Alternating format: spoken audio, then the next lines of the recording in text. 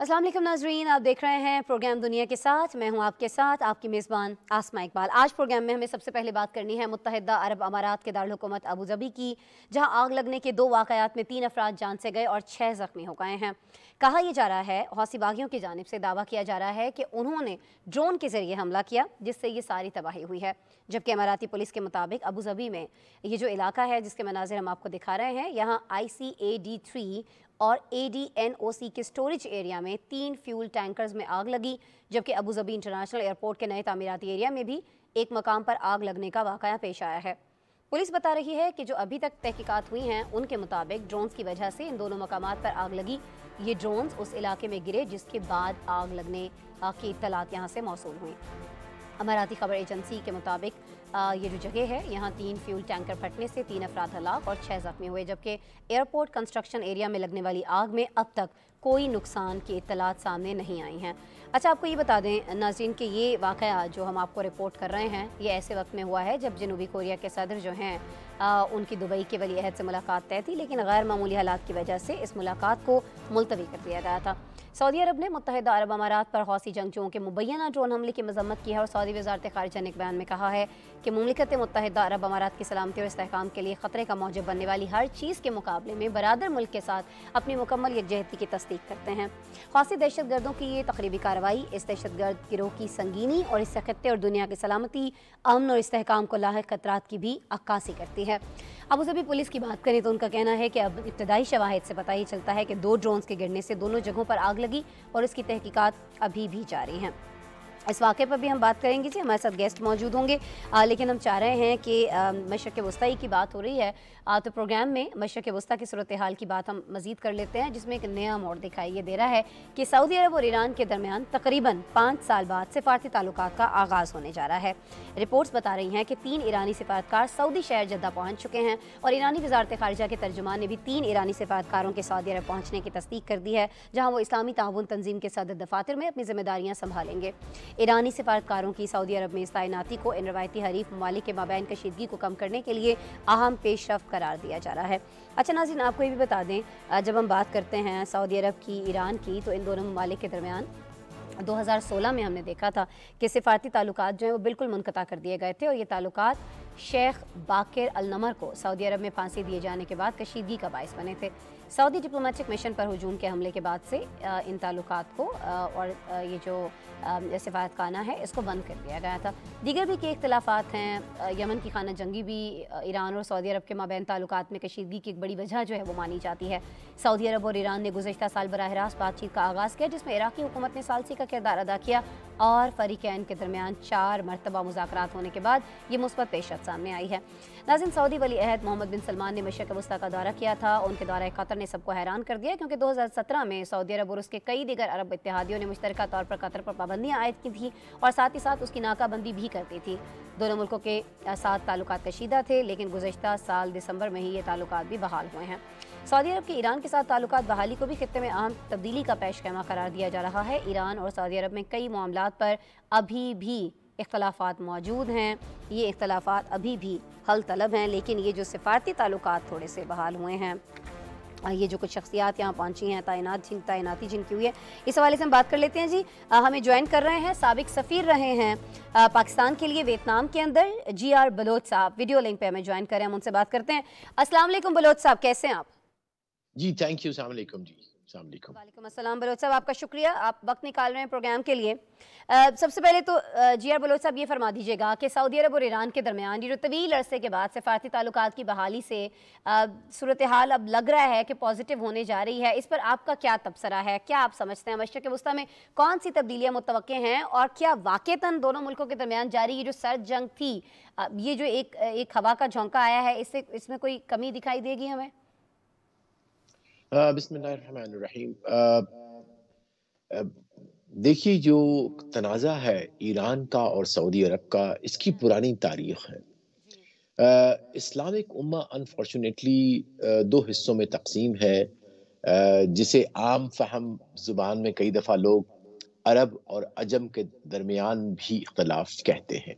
लेकिन ये बात बड़ी वाज़ेह है कि ईरान अपने तईं से अपने आप को इस्लामिक उम्मा का या इस्लामिक अक़वाम का लीडर मानना या मनवाना चाहता है। चाहता है।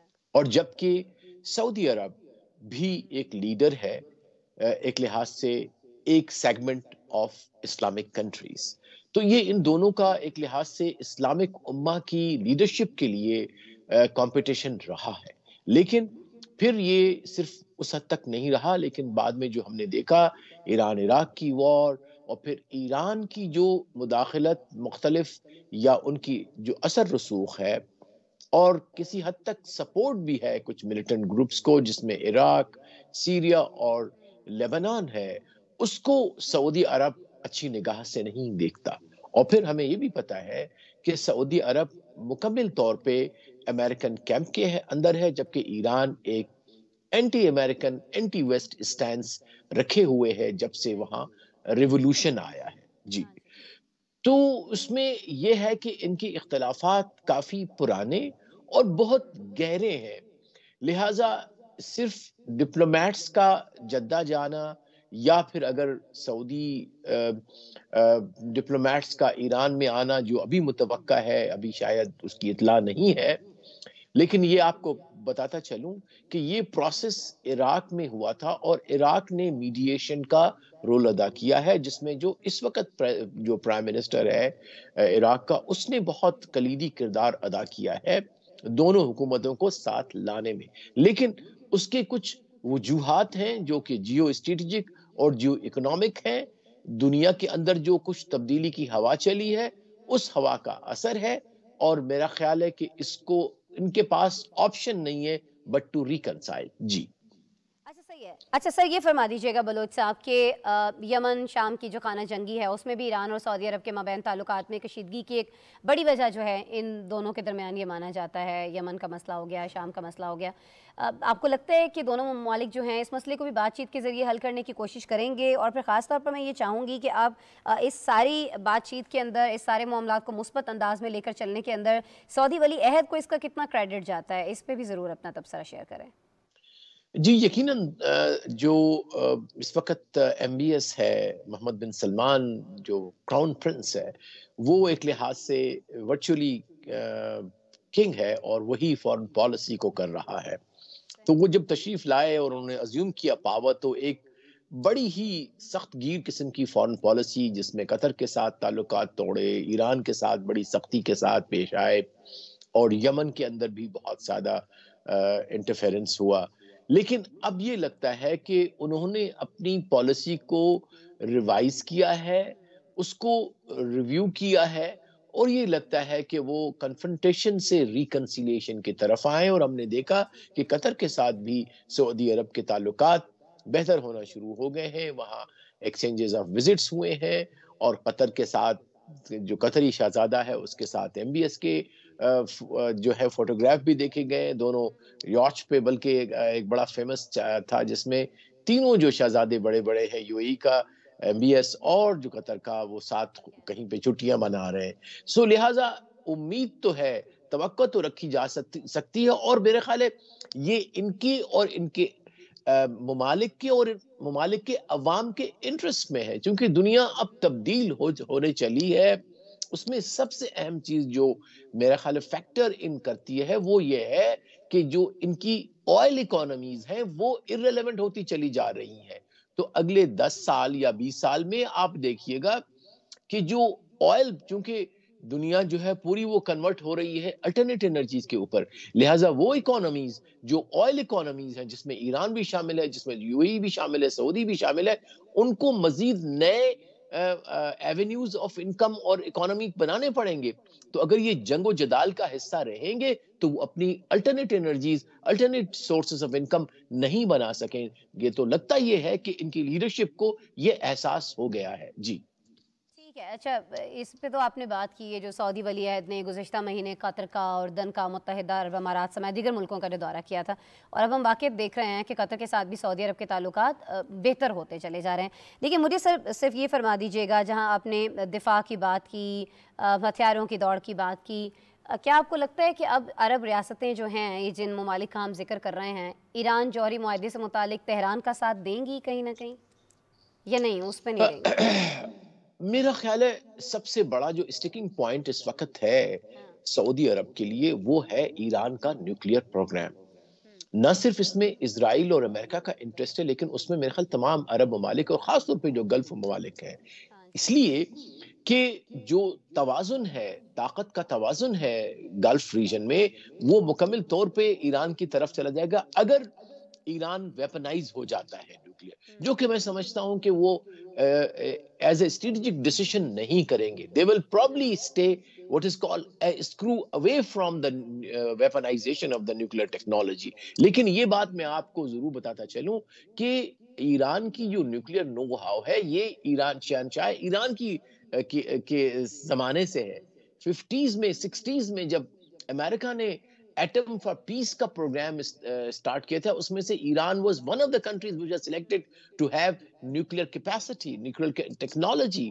तो उनके सैकड़ों साइंसदान थे जिनको अमेरिका की बड़ी प्रीमियर कॉलेजेस में एमआईटी एंड सो फोर्थ उसमें उनको न्यूक्लियर ट्रेनिंग दी गई थी।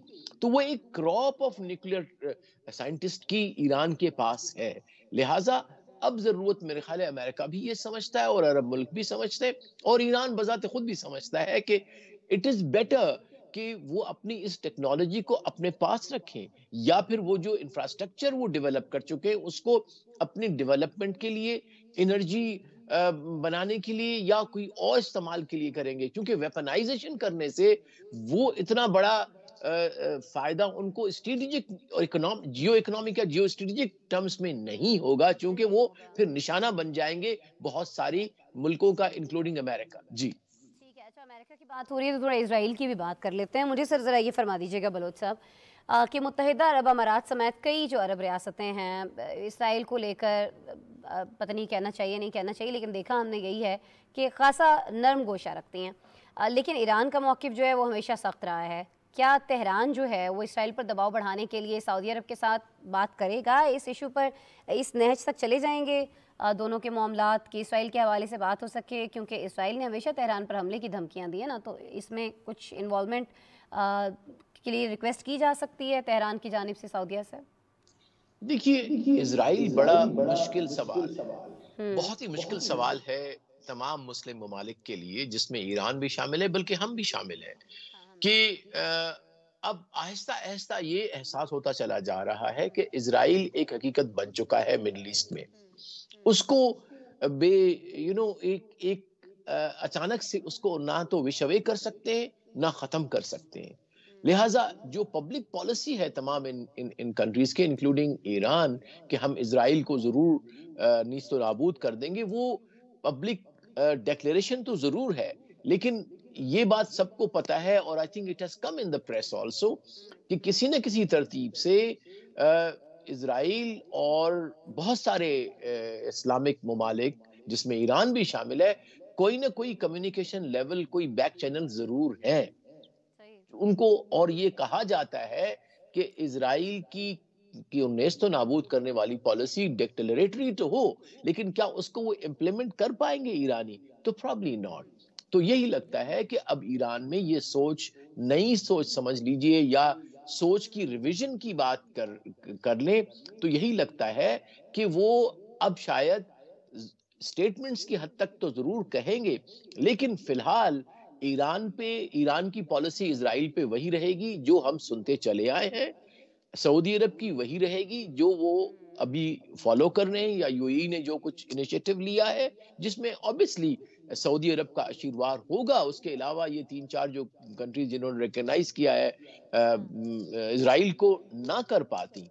लिहाज़ा अब आने वाले वक़्तों में जिस चीज़ की तवक्को करनी चाहिए कि जो इस वक़्त कन्फ्रंटेशन चल रही है यमन में जिसमें ईरान और सऊदी अरब जो है वो शामिल है। बल्कि आज भी हमने देखा कि हूथीज़ की मिसाइल की वजह से यूएई में जो है वो बहुत बड़ी आग मैं लगी इसी बारे में एयरफोर्स के पास। आपसे बात करना चाह रही थी। मैं चाही थी जी, जिया जी। बलोच साहब के आखिरी सवाल जो है मेरा इसी हवाले जी, से हो, जी। क्योंकि हमने आज प्रोग्राम का आगाज़ ही इससे किया है। जी, जी, जी। आग लगने के 2 वाक़यात हुए हैं, लेकिन सर आपको भी इल्म है इस चीज़ का कि मुतज़ाद इत्तलात आ रही हैं पहले तो मैं ये चाहूँगी कि आपके पास क्या इत्तलात पहुँची हैं, कितनी मुस्तनद हैं, क्या बताया जा रहा है? क्योंकि कहीं कहीं हमें ये बताया जा रहा है कि जी ड्रोन्स अटैक हैं, कहीं ना कहीं वजह छुपाने की भी कोशिश की जा रही है। फिर मुझे ज़रा ये भी फरमा दीजिएगा कि ये हौसी जंगजू क्यों आखिर इतने ताकतवर हो गए हैं कि ये तमाम जो अरब ममालिक हैं बड़े बड़े, ये मिलकर भी उनका मुकाबला नहीं कर पा रहे हैं? वाक़तन वो इतनी ताकत पकड़ चुके हैं?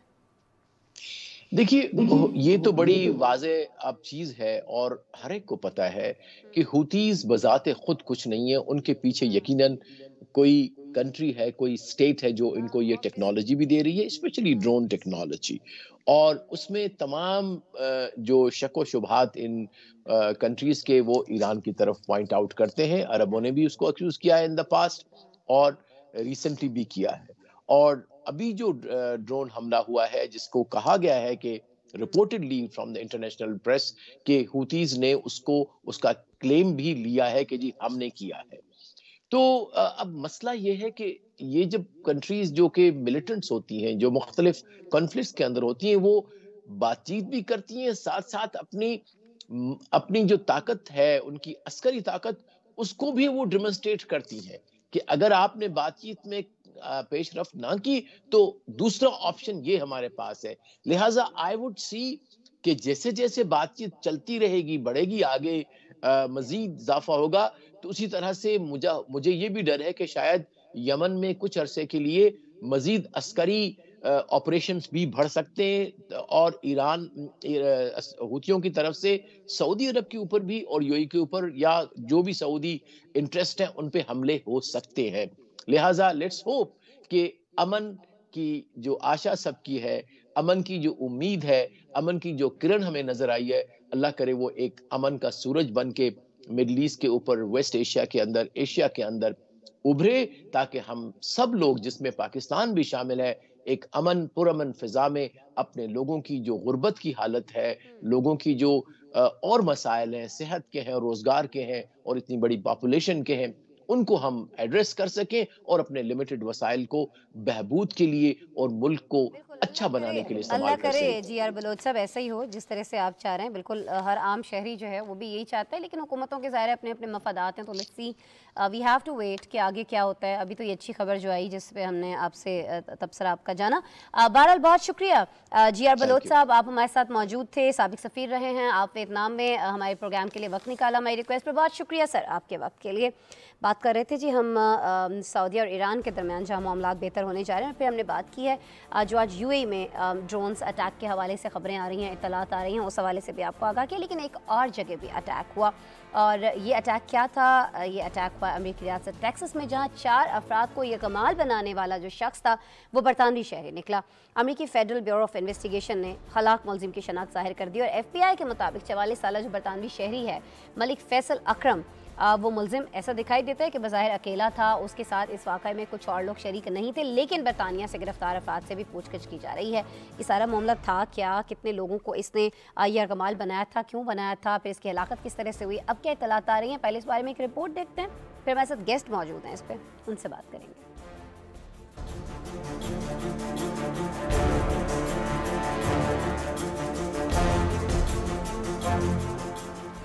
अमरीकी तफ्तीशी इदारे FBI ने टेक्सास की एक इबादत गाह में 4 अफराद को यरगमाल बनाने वाले शख्स की शनाख्त जाहिर करते हुए बताया कि 44 साला फैसल अकरम बरतानिया के इलाके ब्लैकबर्ड से था। 44 साला बरतानवी शहरी ने हफ्ते की शाम को टेक्सास में इबादत गाह में मौजूद 4 अफराद को यरगमाल बना लिया था और वो 10 घंटे के तवील ऑपरेशन के बाद फोर्सेस की फायरिंग से मारे गए थे, जबकि यरगमाली को बहिफाजत बाजियाब करवा लिया गया। ब्लैकबर्न बरतानवी मुस्लिम कम्युनिटी के फेसबुक पेज पर हलाक शख्स के भाई गुलबार की जानिब से एक तहरीरी पैगाम जारी किया गया, जिसमें उन्होंने यरगमाल बनाए जाने वालों से माफी मांगते हुए दावा किया है कि उनका भाई जहनी बीमारी का शिकार था। फैसल अकरम के भाई के मुताबिक वो इस वाक़े के दौरान फैसल के साथ साथ FBI से भी राब्ते में थे, ताकि फैसल को यरगमालियों की रिहाई और हथियार डालने पर आमादा किया जा सके। अमेरिका में होने वाले इस हमले के बाद की जाने वाली तहकीकात के सिलसिले में बरतानिया से 2 नौजवानों को गिरफ्तार किया गया है। ग्रेट मैनचेस्टर पुलिस की जानिब से बयान जारी किया गया है कि अमेरिका से तहकीकात में ताउन किया जा रहा है और गिरफ्तार किए गए दोनों अफराद को इसी सिलसिले में हिरासत में लिया गया है। पुलिस के मुताबिक ज़ेरे हिरासत अफराद से तहकीकात की जा रही हैं। अमरीकी सदर जो बाइडेन ने टेक्सास वाक़े को दहशतगर्दी करार दे दिया। सदर जो बाइडेन ने कहा कि यहूदी इबादतगाह के वाक़े पर अटॉर्नी जनरल से बात की है। हमला करने वाले शख्स ने मुबैना तौर पर सड़क पर अपना हथियार निकाला।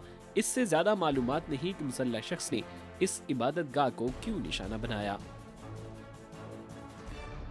बिल्कुल जी, और डिटेल्स नहीं हैं कि इस शख्स ने इस इबादतगाह को निशाना क्यों बनाया है, लेकिन जो बाइडेन की जानिब से इसको दहशतगर्दी ज़रूर करार दे दिया गया है।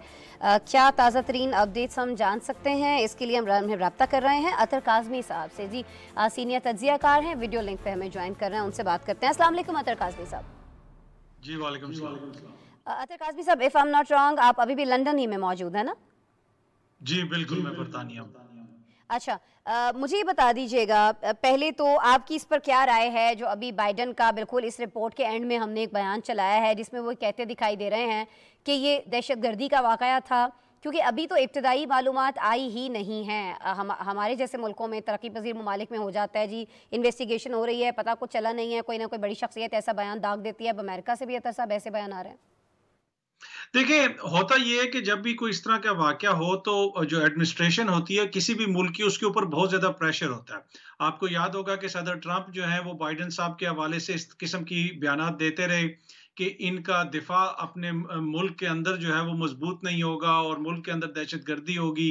तो इस तरह की बहुत सारी बातें होती रही। तो अगर आप उस कॉन्टेक्स्ट में देखें तो मेरे ख्याल में सदर बाइडेन ने यहाँ पे एक तरह से, जिसे आप कह सकते हैं कि वो उनका ये एक सियासी बयान है। और वैसे भी अगर इस तरह का कोई वाकया पेश आए जहाँ पे लोगों को हॉस्टेज बनाया जाए, लोगों को मारने की धमकी दी जाए, तो सामने तो ये वाकया बज़ाहिर तो दहशतगर्दी का ही नजर आता है। अब पीछे इसके क्या मुहर्रकात हैं वो तो आने वाले वक्त में पता चलेगा। अच्छा, और ये जो बरतानिया से कुछ अफराद को गिरफ्तार किया गया है, इन्वेस्टिगेशन हो रही है, इस हवाले से सर आपके पास क्या इत्तलात हैं अतर काज़मी साहब? देखें, ये जो शख्स है ये बरतानवी निजात पाकिस्तानी शहरी है और ये बेसिकली तो बरतानिया का ही शहरी है। तकरीबन 44 साल इसकी उम्र थी। यहाँ पे इस हवाले से जो बात हो रही है, इसकी अपनी फैमिली ने भी जो सवालात उठाए हैं। एक नशरियाती इदारे से बात करते हुए इस शख्स के भाई ने भी कहा कि ये शख्स ना तो जहनी तौर पे ठीक था और उसके अलावा इसका तवील क्रिमिनल रिकॉर्ड था। इसका बहुत सारा क्रिमिनल रिकॉर्ड है जो पुलिस के पास मौजूद है। उन सब के बावजूद ये अमेरिका किस तरह पहुंचा और फिर वहां पे जाके इसने असला भी खरीद लिया और वहां पे जाके ये किसी खैराती इदारे में रहा है, शेल्टर में रहा है होमलेस लोगों का। वो लोग जिनके पास अपने रहने की जगह नहीं होती, एक तरह से पनाहगाह में रहा है वहां पे। तो बहुत सारे सवालात हैं इस हवाले से और इसी सिलसिले में बरतानिया के अंदर भी पुलिस अब तहकीक कर रही है। 2 लोगों को लिया गया है अरेस्ट में, लेकिन जिन 2 लोगों को अरेस्ट किया गया उनकी उम्रें 18 साल से कम है, लिहाजा लीगली अभी उनके नाम और डिटेल्स पुलिस की जानिब से शेयर नहीं किए गए, इसलिए कि वो अभी बालिग नहीं है। तो अभी तक तो यहीं तक तहकीकात पहुंची है, लेकिन इस शख्स की जो फैमिली है वो बहुत सारे सवालात अब उठा रही है। ठीक है, इसकी फैमिली तो उठा रही है, लेकिन सवालात बहुत सारे आम शहरी भी उठाते हुए दिखाई दे रहे हैं, ख़ासतौर पर अमेरिका के अंदर कि ये शख्स यहाँ कैसे पहुँच गया, जिसका एक क्रिमिनल रिकॉर्ड था, शेल्टर होम में रहा, दीगर इस तरह की एक्टिविटीज़ में रहा और आखिरकार फिर इसने इस तरह का एक जो बड़ा हमला है उसकी मनसूबाबंदी कर ली और कुछ लोगों को यरगमाल भी बना लिया।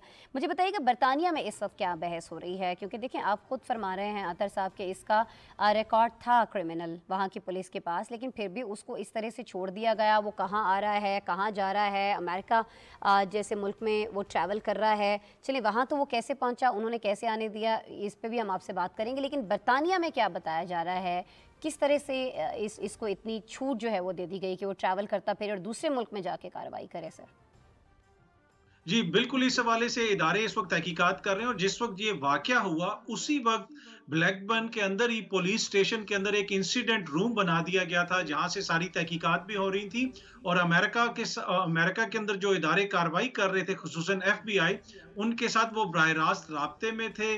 और फिर इस शख्स के भाई को भी पुलिस स्टेशन बुलाया गया और वो उनकी जो फैमिली थी, उनका जो भाई था वो भी मुसलसल अपने भाई से राब्ते में था और वो उसको इनकरेज करता रहा कि जी आप ये छोड़ दें, लोगों को किसी इस किस्म की हरकत मत करें। और उसी दौरान यहाँ पे, जैसा मैंने पहले बताया कि तहकीकात शुरू हो चुकी थी। अब यहाँ पे प्रॉब्लम यह है कि जब आप अमेरिका का सफर कर रहे होते हैं, कोई बरतानवी शहरी भी सफर कर रहा होता है, तो उसको पहले अपनी पैसेंजर डिटेल्स वगैरह भेजनी होती हैं और अगर इस शख्स का क्रिमिनल रिकॉर्ड था, अब ये नहीं पता कि इस शख्स का जो क्रिमिनल रिकॉर्ड है वो किस नौयत का है। बज़ाहिर अभी तक जो मुझे इत्तलात मिली है, हो सकता है ये कंफर्म ना हो कि ये जो आम पैटी क्रिमिनल नहीं होते जिसके छोटा-मोटा कोई क्रिमिनल रिकॉर्ड है उस वारदातें। किस्म का। ठीक जी, है। जी, बिल्कुल। उस किस्म का इस शख्स का रिकॉर्ड था और ये पुलिस को नोन था इसलिए कि इसकी एक तवील रिकॉर्ड था। जो एक शख्स होता है जो पुलिस उसको जानती है और उसके हवाले से पुलिस के पास मालूमात थी। अब क्या इदारे इसके ऊपर नज़र रखे हुए थे? ये वो सारी चीज़ें हैं जो अब आने वाले दिनों में क्लियर होंगी कि किस तरीके से ये शख्स वहाँ पे पहुँचा और फिर अमेरिका पहुँचने के बाद वहाँ के जो इदारे हैं उनके ऊपर भी बहुत बड़ा सवालिया निशान है कि वो एयरपोर्ट से निकल गया, पहले उसकी इन्फॉर्मेशन भेजी गई थी, क्या उन्होंने चेक नहीं किया कि इसका कोई क्रिमिनल रिकॉर्ड है और फिर वो जाके एक शेल्टर होम में रहता है और फिर वो सड़क के ऊपर किसी से असला खरीद लेता है। तो ये वो सारी चीजें हैं कि जो आने वाले दिनों में क्लियर होंगी, लेकिन जहां पे हम जवाबात ढूंढ रहे हैं इस वक्त हमें जवाब कम मिल रहे हैं, सवालात ज्यादा नजर आते हैं हम जिस तरफ भी देखते हैं। ठीक है। अच्छा, सवाल यहाँ पर एक और भी पैदा होता है, आप वजह फरमा रहे हैं। जिस तरह से कहा गया है कि दोनों ममालिक की जो पुलिस है, इन्वेस्टिगेशन करने वाले इदारे हैं, वो आपस में ताउन करेंगे। आपको क्या लगता है अतर साहब कि इस ताउन के दरमियान कहीं कुछ बेगुनाह लोग तो नहीं उसमें आ जाएंगे, मुश्किल में पड़ जाएंगे? और ये ताउन किस कदर मजबूत होगा? एक जानब अमेरिका में ये वारदात होती है, फिर बरतानिया से लोगों को पकड़ना है, ज़ाहिर है अमेरिका के अंदर भी कुछ लोग मुलव्वस होंगे, जैसा कि खुद आपने कहा कि असला भी बड़ी आसानी से ख़रीद लेते हैं और अमेरिका में ही ख़रीदता है। जी, देखें यकीनन तावन तो होगा। अगर आप वॉर अगेंस्ट टेररिज्म की बात करें या किसी किस्म की इस तरह की जितनी भी वारदातें हुई हों उसमें बरतानिया का और अमेरिका का, अमेरिकी इदारों का, बरतानवी इदारों का एक दूसरे के साथ बहुत ज़्यादा तावन रहता है। यहाँ तक कि जो पाकिस्तानी सिक्योरिटी एजेंसियां हैं उनके साथ भी तावन रहता है और बहुत सारे इस तरह के वाकयात में जो सबसे पहली मदद मांगी जाती है वो अक्सर पाकिस्तानी इदारों से मांगी जाती है। आज भी मेरी किसी शख्स से बात हो रही थी और वो मुझे बता रहे थे कि इस वक्त ऐन मुमकिन है कि जो पाकिस्तान के सिक्योरिटी इदारे हैं उनसे मदद मांगी जा रही हो, उनसे पूछा जा रहा हो कि आपके पास इस शख्स के हवाले से कोई इंफॉर्मेशन है, ये हमसाया मुल्क अफगानिस्तान या कहीं और रह के आया, क्या इसने वहां पे ट्रेनिंग हासिल की? तो इस हवाले से पाकिस्तान के इदारों से भी हो सकता है कि मदद मांगी जाए। जहां तक बरतानवी और अमरीकी इदारों का ताल्लुक है वो तो मिलकर एक दूसरे के साथ काम कर ही रहे हैं, लेकिन बहुत सारी ऐसी चीजें हैं जो आने वाले दिन में क्लियर होंगी, खुसूसन उसका वहां पे असला खरीदना, किससे उसने असला खरीदा, क्या उसके साथ बरतानिया के अंदर और अमेरिका के अंदर और लोग भी शामिल थे। लेकिन जो उसका तरीका वारदात है वो उस हवाले से यहाँ पे जो तज्जियाकार हैं, जो मीडिया वगैरह पे भी बात कर रहे हैं, वो कह रहे हैं कि वो बड़ा गैर मामूली किस्म का है कि वो एक जाके शेल्टर होम में रहता है। तो ये जाहिर करता है कि जो उसकी फैमिली दावा कर रही है कि इस शख्स का ज़हनी तवाज़ुन ठीक नहीं है, ये मेंटली स्टेबल नहीं है, तो वो उस तरफ ज्यादा अब स्टोरी जाती हुई लग रही है। ठीक है, ज़्यादा स्टोरी उस जानिब जाती हुई दिखाई दे रही है, लेकिन सियासी बयानात जैसा कि आपने गुफ्तगू के आगाज़ में फरमाया, वो प्रेसिडेंट की जानिब से भी दिए जा रहे हैं। क्यों दिए जा रहे हैं उसकी वजह भी आपने बयान कर दी। बहरहाल अतर काज़मी साहब, आप लंदन से हमारे लिए टाइम निकाल रहे थे, बहुत ज़्यादा टाइम डिफरेंस होने के बावजूद। वी डू अंडरस्टैंड आपकी अपनी वहाँ पर मसरूफियात होती हैं, लेकिन फिर भी जब भी हमारे प्रोड्यूसर आपसे रब्ता करते हैं, आप वक्त निकालते हैं और फिर वीडियो लिंक पर मौजूद रहते हैं। बहुत शुक्रिया सर इसके लिए, आपके तज्जिए के लिए। अतर काज़मी साहब हमें ज्वाइन कर रहे थे जी लंदन से। बात लंदन में हम इसलिए कर रहे थे क्योंकि ये जो अटैक हुआ है अमेरिका के अंदर, जिस तरह से यरगमाल बनाया गया लोगों को, और फिर इसको ये जो टेररिस्ट जिसको कहा जा रहा है, जो शख्स है जिसने कार्रवाई किया उसको मार दिया गया है, तो ताने बाने जो हैं, क्योंकि इसका ताल्लुक जो है बरतानिया से है, तो वहाँ पर कुछ गिरफ्तारियाँ हो रही थी। उन्हीं गिरफ्तारियों के हवाले से जो ताउन है दोनों ममालिक के अंदर टेररिज्म को लेके, इस पर बात कर रहे थे जी अतर काज़मी साहब। आगे बढ़ना है जी, एक और बड़ा अहम मामला, एक अहम मुद्दा, एक अहम मसला जो है वो सर उठाने लगा है। मसला ये हो रहा है अमेरिका हो या दीगर बड़े बड़े ममालिक हों, वहाँ जो बड़े स्टोर्स मौजूद हैं जहाँ पर रोज़मर्रा खाने पीने की अशिया, खुरनोश जिनको कहा जाता है, ख़रीदी जाती है, वो खाली होने लग गए हैं जी। सारे स्टोर, सारे रैक्स, ये देखें जी। और हो क्या रहा है कि जहाँ कुछ अवेलेबल है इन रैक्स के अंदर, तो जो भी शख्स आता है, जो भी फ़र्द यहाँ पर आता है, उसकी कोशिश होती है कि फ़ौरन से अपनी ट्रॉली भर लें। ये क्यों हो रहा है? ये इसलिए हो रहा है कि ओमिक्रॉन जो है वो फिर से दुनिया भर में फैलता हुआ दिखाई दे रहा है। बड़ी बड़ी जो मैन्युफैक्चरिंग इंडस्ट्रीज़ हैं वो बंद होती हुई दिखाई दे रही हैं। ख़ास तौर पर जो आलमी सप्लाई चेन है उसके मुतासर होने का ख़तरा मंडाने लगा है सारी सूरत हाल के बाद। 1/3 जो ये पैदा करता है सप्लाई चेन का चीन, उसकी हम लाजमी इस वक्त बात करना चाहेंगे, जो कोरोना के वेरिएंट ओमिक्रॉन से नबूरद आजमा है। और इससे निपटने के लिए चीन ने कई इलाकों में नई पाबंदियां लगा दी हैं। अब जो अमेरिकी मीडिया रिपोर्ट कर रहा है वो ये कर रहा है कि कोरोना केसेस बढ़ने से चीन की सनतों और बंदरगाहों पर काम मुतासिर होने का खतरा है। और दुनिया के सबसे बड़े तिजारती मुल्क चीन में जब तिजारती काम मुतासिर होगा तो ऑब्वियस सी बात है नाज़रीन कि आलमी सप्लाई चेन भी यकीनन मुतासिर होगी। यही खतरा है, यही डर है कि लोग धड़ाधड़ जिस भी स्टोर पर पहुंच रहे हैं, चाहे वो मेडिसिन का है, चाहे वो खुरोनोश का है, या चाहे वो और कोई इंपॉर्टेंट चीज़ें जो उनको चाहिए होती हैं, वो पूरी ट्रॉलीज़ की ट्रॉलीज़ भर रहे हैं क्योंकि उनको लग रहा है कि ये जो सामान पहुंच गया है सो पहुंच गया है। ओमिक्रॉन अब इतना ज़्यादा नुकसान पहुंचाएगा, फैक्ट्रीज बंद हो जाएंगी, चाइना से माल आना रुक जाएगा जो अमेरिका में बहुत बड़ी तादाद में आ रहा है, और उस वजह से यहाँ पर चीज़ें नहीं मिलेंगी। तो जो अवेलेबल है वो अभी उठा लीजिए। तो सिचुएशन ये हो चुकी है कि जो लोग पहुँच रहे हैं बेचारे, जिनको वाकईतन किसी चीज़ की ज़रूरत है, स्टोर नहीं कर सकते हैं, उनको भी कुछ मिल नहीं पा रहा है। अच्छा, आपको ये भी बता दें कि चीन में इस वक्त तकरीबन 2 करोड़ लोग जो हैं वो लॉकडाउन में ज़िंदगी गुजार रहे हैं, जो एक बहुत बड़ी तादाद है।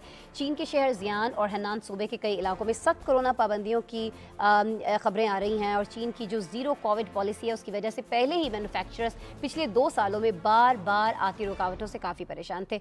कंपनियाँ पहले ही काम माल और शिपिंग की बढ़ती कीमतों के साथ साथ तरसील के बढ़ते औकात कार और वर्कर्स की कमी की वजह से जद्दोजहद कर रही हैं। और आलमी सप्लाई चेन में ओमिक्रॉन की वजह से अब इजाफी रुकावटें इन कंपनियों के लिए मुश्किलात में मजीद इजाफा कर रही हैं। नाज़रीन, आपको बताएं कि अब तक चीनी फैक्ट्रीज़ की पैदावार और तरसील पर लॉकडाउन के असरात महदूद थे। चीन के सबसे बड़े बंदरगाही शहरों में से 4 शंघाई, डालियान, तियानजन और शेजियन में ओमिक्रॉन की रोकथाम के लिए टारगेटेड लॉकडाउन लगाए जा रहे हैं। तमाम बढ़ते केसेस की वजह से अब इन शहरों पर भी असरात जो हैं वो पड़ते हुए दिखाई दे रहे हैं। सबसे ज़्यादा जो असर आ रहा है वो कहाँ आ रहा है जी? वो आ रहा है अमेरिका जैसे मुल्क में, जहाँ डिमांड जो है बहुत ज़्यादा है क्योंकि चाइना के जो सामान है, जो प्रोडक्ट्स हैं वो वहाँ पर बहुत ज़्यादा पहुँचाई जाती थी। अब सूरत हाल क्या हो सकती है और ख़ासतौर पर चाइना में क्या इस वक्त सिचुएशन है ओमिक्रॉन को लेकर, ये हम जान लेते हैं जी। हमें माहिर हैं बैनुल-अक़वामी उमूर के ज़मीर असदी साहब ज्वाइन कर रहे हैं वीडियो लिंक पर, उनसे बात कर लेते हैं। अस्सलाम वालेकुम ज़मीर असदी साहब। जी वालेकुम अस्सलाम। ज़मीर साहब, बहुत शुक्रिया आप वक्त निकाल रहे हैं हमारे प्रोग्राम के लिए।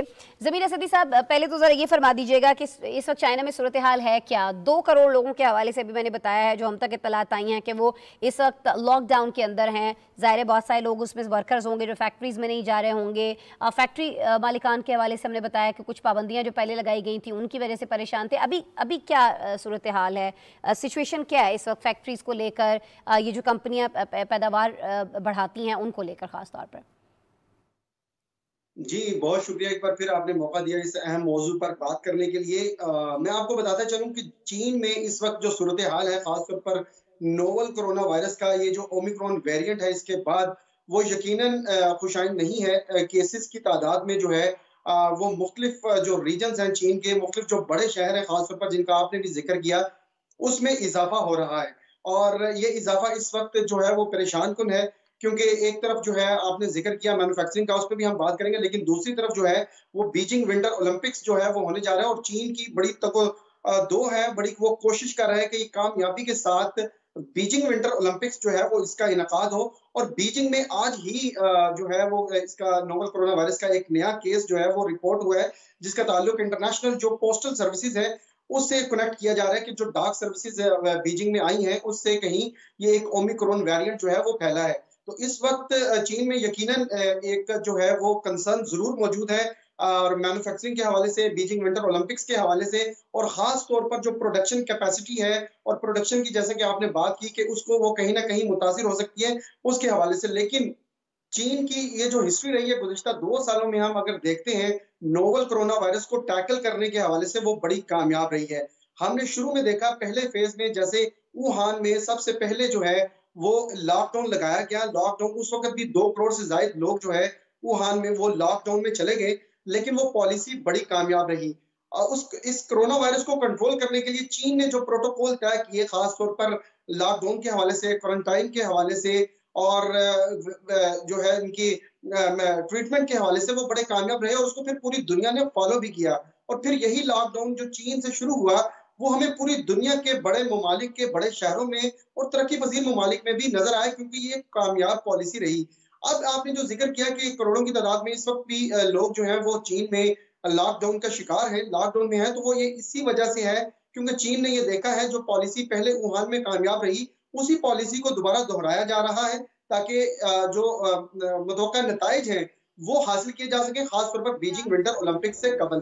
तो हम ये उम्मीद कर सकते हैं कि चीन की जानिब से ये जो एक बार जी जी बिल्कुल। ज़मीर, आप तक आवाज़ आ रही है तो प्लीज़ ज़रा ये फरमा दीजिएगा कि ये जो लोग लॉकडाउन में हैं, ये क्या मुख्तलिफ इलाकों में है? जैसे स्मार्ट लॉकडाउन हमने पाकिस्तान के अंदर देखा था, या उसी तरह से जैसे पहले चाइना के अंदर पूरे के पूरे शहर जो हैं वो बंद कर दिए गए थे? मैं असल में और अपने नाज़रीन के लिए, अपने लिए ख़ुद ये सिचुएशन समझना चाह रही हूँ कि इस वक्त चाइना में है क्या सिचुएशन, क्यों इतना जो माल पहुँचना था अमेरिका के अंदर, क्यों इतनी बड़ी तादाद में सप्लाई चेन जो है इस तरह से मुतासर हो रही है कि वहाँ के सारे स्टोर्स जो हैं वो खाली हो गए? फिर आगे क्या सिचुएशन हो सकती है, इस पर भी हम आपसे बात करते हैं। जी, इस वक्त मैं आपको बताता चलूं, चीन के मुख्तलिफ रीजन, खास तौर पर आपने जो जिक्र किया पहले शियान का और हैनान का, उसमें यकीनन एक बड़े पैमाने पर लॉकडाउन किया गया। और कुछ इलाकों में जैसे हम पाकिस्तान में देखते हैं या दीगर ममालिक में स्मार्ट लॉकडाउन भी जो है वो नाफिज किया गया है। और उसकी बुनियादी वजह यही है कि चीन में मकामी सतह पर ये इख्तियार दिया गया है मकामी हुकूमतों को, जो सूबों में मौजूद हैं, कि आप अपनी जरूरत के मुताबिक जो है पॉलिसीज को अडॉप्ट करें इस कोरोना वायरस को कंट्रोल करने के लिए और उसकी प्रिवेंशन के लिए। और ये जो पॉलिसीज हैं इसमें किसी किस्म का कोई रिलैक्सेशन नहीं है इसके लॉकडाउन के हवाले से, क्योंकि इस वक्त जो है चीन जो है वो जीरो कोविड जो इसकी पॉलिसी है उस पर मुकम्मल तौर पर जो है वो अमल दरामद कर रहा है। और इस हवाले से किसी भी किस्म की पॉलिसीज में जो रिलैक्सेशन है वो बिल्कुल जो है वो नजर नहीं आ रही।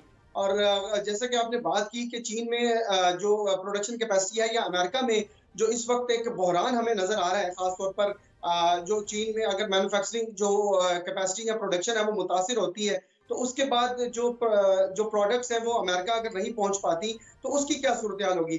चीन में आज की जो सबसे बड़ी खबर थी वो यही थी कि चीन ने 2021 के हवाले से अपने इकोनॉमिक जो फिगर्स हैं वो जारी किए हैं, जो कि बहुत ही हैरान कुन और शानदार रहे हैं।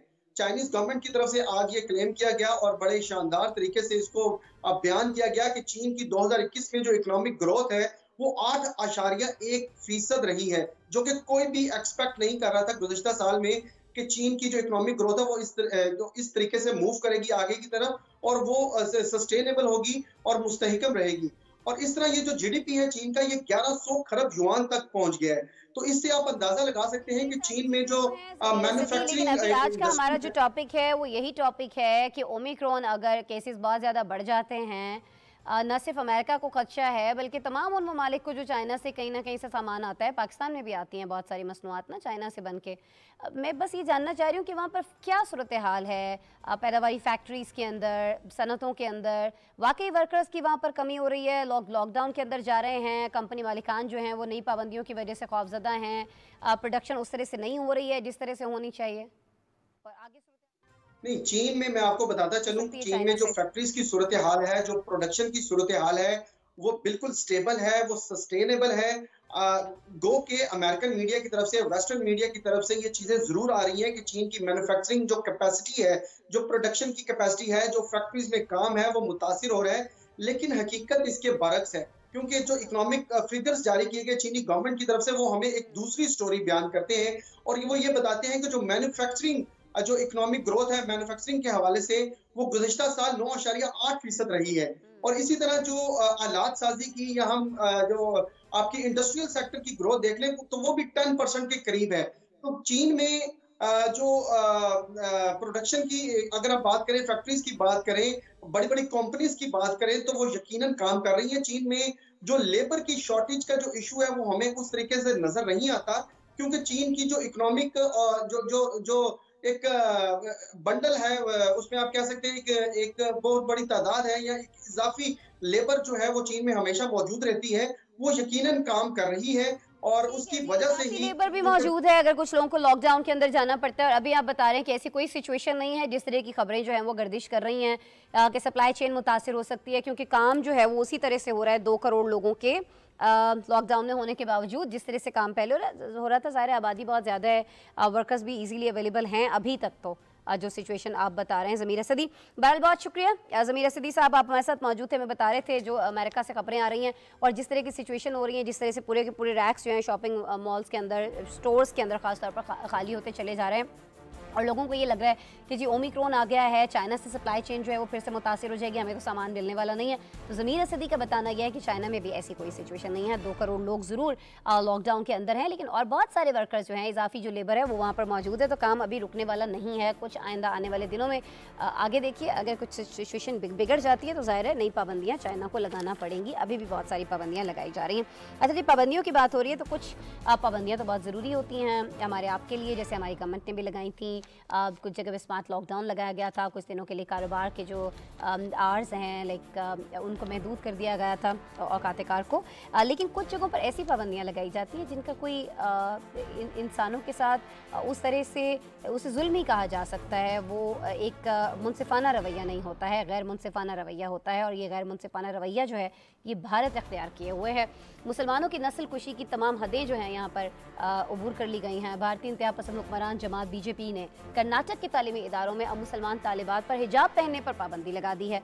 हिजाब पहनने वाली मुस्लिम लड़कियों को क्लास में दाखिले से भी रोक दिया गया है, यानी वो क्लास में एंटर ही नहीं हो सकती हैं। वो लड़की जिसने हिजाब पहना हुआ है उसको बिल्कुल इजाज़त नहीं है कि आप किसी भी क्लासरूम के अंदर जाएँ, वहाँ जो लेक्चर दिया जा रहा है आप वो अटेंड कर सकें। यही वजह है कि तालिबात जो है वो 2 हफ्तों से क्लासरूम के बाहर सीढ़ियों पर बैठकर तालीम हासिल करने पर मजबूर दिखाई दे रही हैं। और इंतहा पसंद जो हिंदू हैं जी, अब वो इस बात को किसी तौर पर समझने को तैयार नहीं है। कहा यह जा रहा है कि अगर इन तालिबात को अंदर आने की इजाज़त दी गई तो इस जो तालीमी इदारे हैं इनके खिलाफ सख्त कार्रवाई की जाएगी। यहाँ पर हम तोड़ फोड़ कर सकते हैं, इस पर हमला कर सकते हैं। सिचुएशन क्या है, हमने एक रिपोर्ट तैयार की है, आपको दिखाएंगे।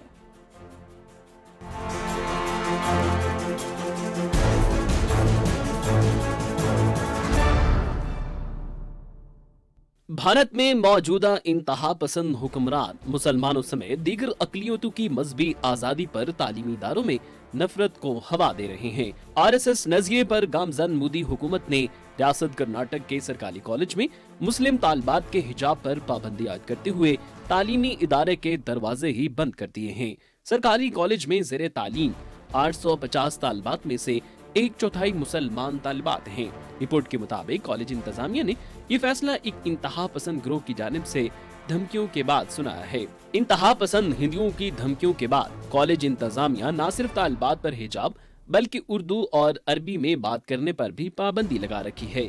तालिबात गुज़िश्ता 2 हफ्तों से क्लास के बाहर सीढ़ियों पर बैठकर तालीम हासिल करने पर मजबूर हैं, जबकि वालिदैन की शिकायत के बावजूद मकामी इंतजामिया खामोश तमाशाई बनी हुई है। रिपोर्ट के मुताबिक कैंप्स फ्रंट इंडिया और girls Islamic organisation of India की जानिब से कॉलेज इंतजामिया की जानिब से नए कवानीन मुतारिफ करवाने के खिलाफ एहतजाज किया गया और कॉलेज इंतजामिया की जानिब से इस फैसले को मुतासिबाना करार दिया। तालिबात के वालिदैन सूरत हाल से परेशान हैं, जिनका कहना है कि एक सरकारी इदारे में तालिबात को मजहब की बुनियाद पर निशाना बनाना हुकूमत की मुस्लिम दुश्मनी को आश्कार करता है। बिल्कुल जी, अब हम बात करेंगे अमेरिका में आने वाले बर्फानी तूफान की। अमेरिका और कनाडा की कई रियासतों में अज़मी नामी बर्फानी तूफान जारी है और दोनों मुल्कों में वार्निंग जारी करते हुए इमरजेंसी नाफिज कर दी गई है। अमेरिका में हज़ारों परवाजें मनसूख कर दी गई हैं, जबकि वर्जीनिया, जॉर्जिया और शिमाली और जनूबी कैरोलिना में लाखों लोग बिजली से महरूम हो चुके हैं। वाशिंगटन DC समेत कई रियासतों के मकीनों को घरों से बाहर न निकलने की हिदायत की गई है। तूफान की वजह से दोनों ममालिक खासतौर पर अमेरिका में क्या सूरत हाल है, रिपोर्ट में जानते हैं।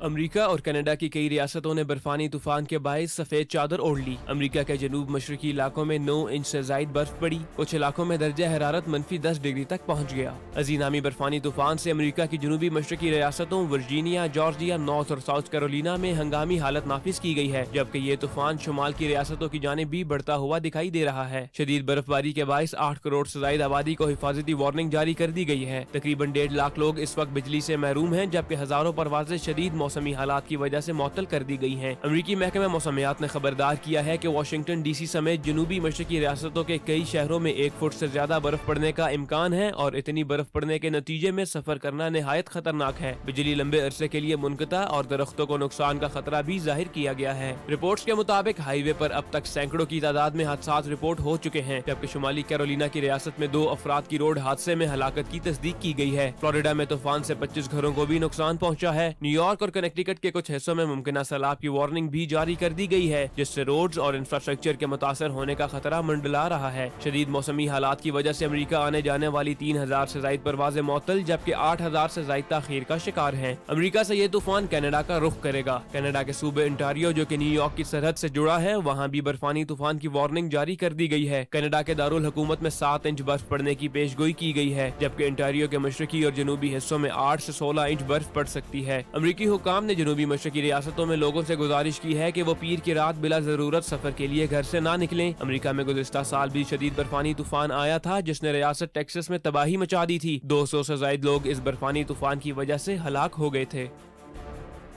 बिल्कुल जी, पहले 200 से ज़्यादा लोग हलाक हुए थे। अब कहा जा रहा है कि ये तूफान जो है कनाडा का रुख भी कर सकता है। वहाँ पर हिफाजती इक़दाम अभी से शुरू कर दिए गए हैं। बहरहाल हमें ऑस्ट्रेलिया लेकर चलना है आपको, जहाँ आलमी नंबर 1 टेनिस स्टार नोवाक जोकोविच को ऑस्ट्रेलिया इमिग्रेशन हुकाम की जानिब से वीज़ा दोबारा मनसूखी के खिलाफ अदालत में की गई अपील जो उनकी थी वो भी मुस्तरद कर दी गई है। अदालत के तीनों जजेस ने मुत्तफ़िका तौर पर ऑस्ट्रेलिया इमिग्रेशन का टेनिस स्टार को न सिर्फ मुल्क बदर करने का फैसला बरकरार रखा गया, बल्कि उन पर मुकदमेबाजी का जुर्माना भी आयद किया गया। अब उन्हें बरास्ता दुबई सर्बिया जो है वो रवाना कर दिया गया है। ये सारा मामला कैसे शुरू हुआ, ऐसा क्या किया था नोवाक जोकोविच ने कि ऑस्ट्रेलिया में उनके साथ ये सारी चीज़ें हुई, इस पर आपको एक रिपोर्ट दिखाते हैं।